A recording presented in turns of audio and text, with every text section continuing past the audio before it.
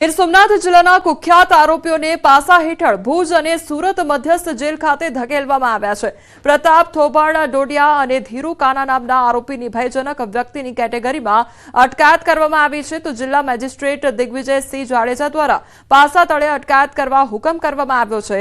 પ્રતાપ થોબાણા ડોડિયાને ખાસ જેલ ભુજ અને ધીરુ કાના દાહિમાને મધ્યસ્થ જેલ સુરત ખાતે મોકલી આપવામાં આવ્યો છે। ત્યારબાદ ફરીથી જ્યારે આ પાણીના ફેરા ચાલુ થયા અને તલાલા વિસ્તારમાં આ લોકો જ્યારે એની કામગીરી કરવા ગયા ત્યારે ફરીથી આ જ લોકો દ્વારા એને અટકાયત કરવામાં આવે અને આના કારણે આપણા જે 6 ગામો છે ત્યાં આપણે પાણી પહોંચાડી શક્યા નહોતા મંજૂર થવા છતાં જે બાબત ધ્યાને આવતા આ બાબતે કાર્યવાહી કરવા એસપીસીને સૂચના આપવા અને તેઓએ આ બે ભયજનક વ્યક્તિઓ સામે દરખાસ્ત કરે અને એને આધારે લોકોને પાસાનો વોરંટ ઇસ્યુ કરી અને અલગ અલગ જેલો ખાતે મોકલી દેવામાં આવે છે। દ્વારકા ખંભાળિયા પોરબંદર હાઈવે પર અકસ્માતની ઘટના બની છે અને બાઇક સવારનું ઘટના સ્થળે જ મોત નીપજ્યું છે। અકસ્માતમાં 2 યુવકો ગંભીર રીતે ઇજાગ્રસ્ત થયા। બાઇક અને કાર વચ્ચે અકસ્માત સર્જાયો હતો, જેમાં 2 યુવકો ગંભીર રીતે ઇજાગ્રસ્ત થયા છે।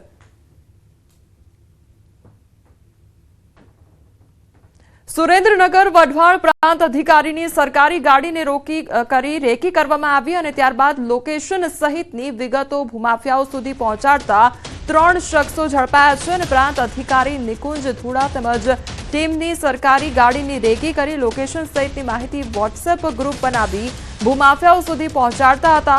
પ્રાંત અધિકારી સહિતની ટીમે રેકી કરનાર 3 શખ્સો તેમજ 3 બાઇક 3 મોબાઈલ સહિતનો મુદ્દામાલ કબજે કર્યો છે। ઝડપાયેલ 3 શખ્સો વિરુદ્ધ ગુનો નોંધી કાયદેસરની કાર્યવાહી હાથ ધરી છે।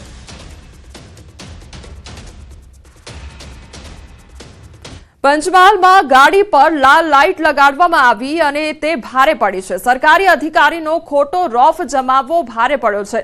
શહેરના નાંદરવા ગામના ધ્રુવ વાળંદ સામે કાર્યવાહી હાથ ધરવામાં આવી છે। ગવર્મેન્ટ ઓફ ઇન્ડિયા પ્રેસિડેન્ટ લખવું હવે ભારે પડ્યું છે। પોલીસે ગાડી કબજે કરી ધ્રુવ વાળંદની અટકાયત કરી છે, તો હાલોલ ગ્રામ્ય પોલીસે હાલોલના કંજરી વિસ્તારમાં આવેલી સોસાયટીમાંથી ગાડી કબજે લઈ ધ્રુવ વાળંદની અટકાયત કરી છે। તો રાજ્ય સેવક નહીં હોવા છતાં સમાજમાં રોફ જમાવવા માટે ગાડી ઉપર ફ્લેશર લાઇટ લગાડી અને ગાડી ઉપર લખાણ લખવામાં આવ્યું હતું, તો રૂઆબ જમાવવા ગાડીની નંબર પ્લેટ પણ બેસાડવામાં આવી નહોતી। આ સમગ્ર બાબતે હાલોલ રૂરલ પોલીસે ધ્રુવ વાળંદ સામે ગુનો નોંધી કાર્યવાહી હાથ ધરી છે।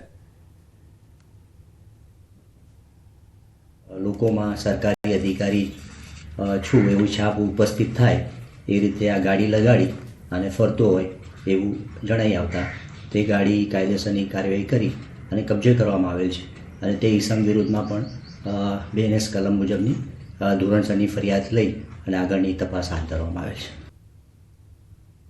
દ્વારકાના ખંભાળિયામાં આખલાનો આતંક જોવા મળ્યો છે। આખલાએ આધેડને અડફેટે લીધા છે અને જાહેર રોડ પર રખડતા આખલાઓના આતંકનો વિડીયો વાયરલ થયો છે।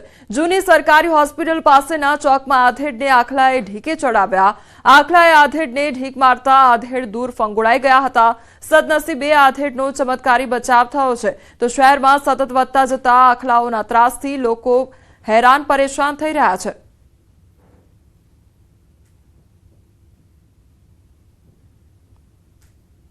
સુરતના પાંડેસરામાં તોફાની તત્વોનો આતંક જોવા મળ્યો છે। ગેરેજ ચલાવનાર પર જીવલેણ હુમલો કરવામાં આવ્યો છે।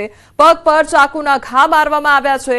તો પાંડેસરાની અભિરાવ સોસાયટી પાસે વગર વાંકે 5 થી 6 અસામાજિક તત્વો દ્વારા એક ગેરેજ ચલાવનાર વ્યક્તિ પર હુમલો કરી દેવામાં આવે છે, પરંતુ પોલીસ દ્વારા હજી સુધી આમાં કોઈ પણ પ્રકારના એક્શન લેવામાં આવ્યા નથી। એ જ સોસાયટીમાં અગાઉ પણ આ રીતના 2 જેટલા બનાવો બની ચૂક્યા છે અને આ ફરી ત્રીજો બનાવ બન્યો છે।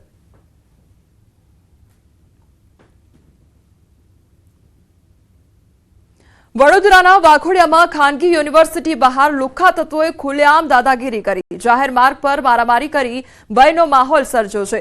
ઇકો કારના ચાલકથી ભૂલથી રિક્ષાને ટક્કર વાગતા રિક્ષા ચાલકે લોખંડના પાઇપ વડે ઇકો કારના કાચ તોડી નાખવામાં આવ્યા છે અને એટલું જ નહીં, લોખંડની પાઇપ વડે ઇકો કારના ચાલકને માર પણ માર્યો છે।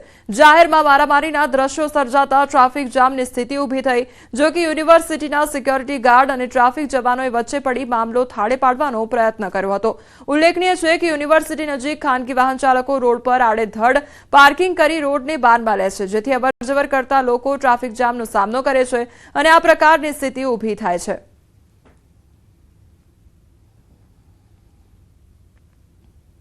અરવલ્લીમાં લગ્નના વરઘોડામાં દારૂની પેટી સાથે ડાન્સ કરવામાં આવ્યો અને ભિલોડા પંથકનો વિડીયો વાયરલ થયો છે.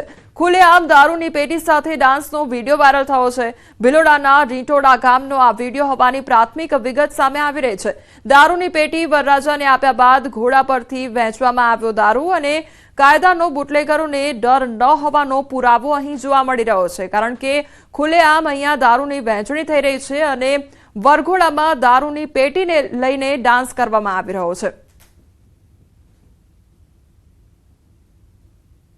જામનગરના મોમાઈ નગરમાં વરસાદી પાણીના નિકાલ અને ગટરની કામગીરીને લઈ સ્થાનિકોમાં રોષ જોવા મળી રહ્યો છે. મોમાઈ નગર શેરી નંબર 1 થી અને 4 તેમજ શાળા નંબર 32 આસપાસના વિસ્તારમાં સ્થાનિકો ભારે હાલાકીનો સામનો કરી રહ્યા છે.